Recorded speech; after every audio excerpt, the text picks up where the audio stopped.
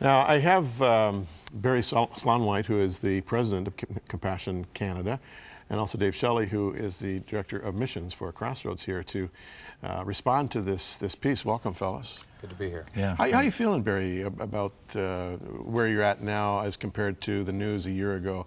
Do you feel that it's been a good year in terms of your input in Haiti? I would say I feel proud of my Haitian colleagues.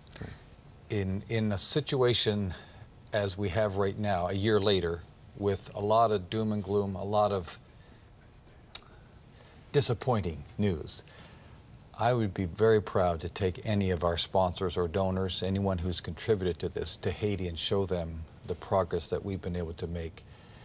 And really, you can narrow it down to the commitment of the local church and the Christians there to carry out the work. We're funding it, we're facilitating it, but they're doing the work. You know, I'm listening to the reports yesterday on the news, and today there'll be, and the day before there was also, you know, anticipating the anniversary.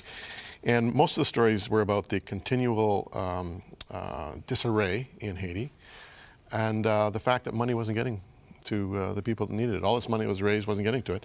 And then, you know, I get reports from Dave and now from you about money that was raised that has been applied in a productive, accountable way.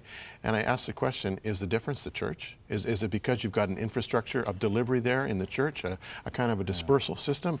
Would that be it? Yeah, definitely. And of course, that's one of the great things of working with Compassion is they work through the church. And we love in missions to try to do that as often as we can. And so they had you know, infrastructure on the ground, Haitian churches, and I mean, the church is alive and well in Haiti. And it was ready, strategically, you know, placed to respond. And through Compassion and visiting the sites with Barry, I mean, there's just been some great work done, really helping the children, even through, you know, some of the fear that they had from that incident, you know, the psychological counseling that took place, you know, that's important as well. I mean, children need to get out of fear and into faith. Now, you mentioned, or the piece talked about the micro loans, which I'm sure is a huge plus for those who have access to them, and some of the other things you're doing. But you also mentioned in the piece developmental or development issues, rebuilding issues. How are you doing in that department? Because when we look at the pictures, we see a lot of tents. Yeah, yeah. Well, one of the things that we were able to see when David and I was down there recently, we were able to see firsthand the building that we've been able to do, the rebuilding of church schools, churches, projects, children's homes, and we saw it everywhere. I mean, every Compassion site that we went to, we saw it there up and running. In fact, the temporary shelters that we have built, in many cases, are better than those that fell down. Yeah, and we were talking about that. Is you know what, the temporary schools, because you want to get them back to a normal routine, these kids, as fast as you can. And the temporary schools that have been built, you know, by Compassion at their sites, I mean, they're just top notch. And I think there's been, you know, if you know where to go, there's been a lot of great work done. I know about the bad stories as well, but you know what, we want to tell you that there's a lot has happened. Now, you talk about kids. I think in the piece, or did you tell me, 70,000? 70,000 children. 70,000 children.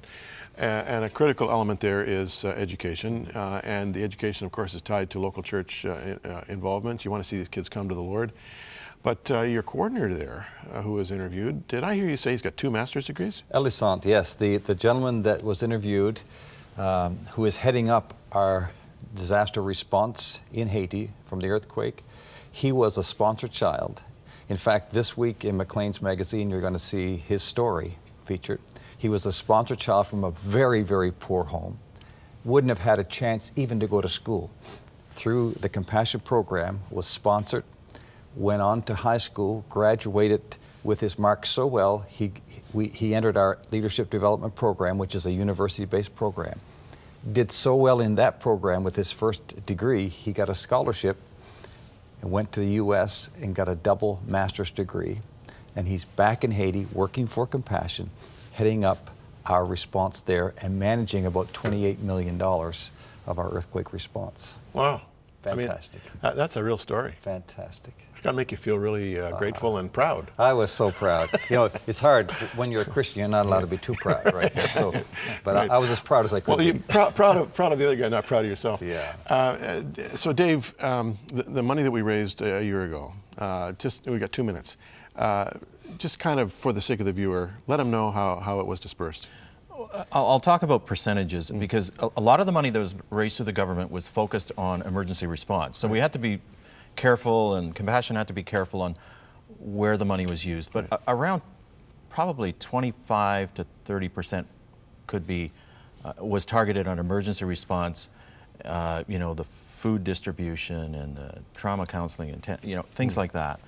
And about 25% would be kind of a midterm, where you're trying to, I mean, there was health initiatives done, trying to check children and things like that.